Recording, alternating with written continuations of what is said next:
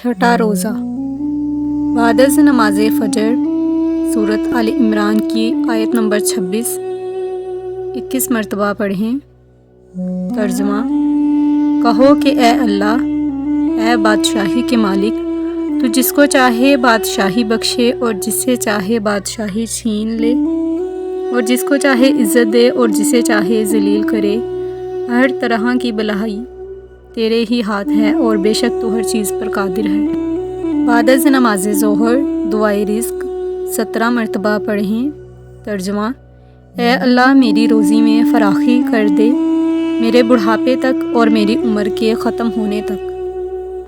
بعد از نماز عصر سورۃ طلاق کی آیت نمبر 2 17 مرتبہ پڑھیں۔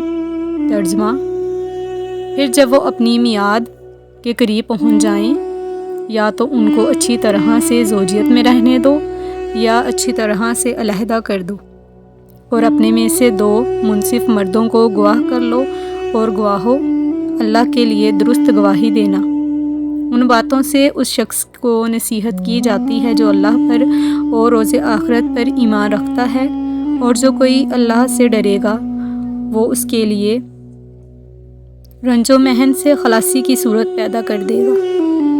بعد از نماز مغرب آیت الکرسی 25 مرتبہ پڑھیں۔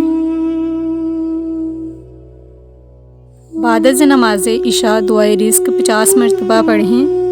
ترجمہ: اللہ تعالیٰ جو بادشاہ ہے، برحق ہے اور ہر چیز کو کھول کر بیان کرنے والا ہے، اس کے سوا کوئی معبود نہیں۔ حضرت محمد صلی اللہ علیہ وآلہ وسلم اللہ کے رسول ہیں جو وعدے کے سچے اور امانت دار ہیں۔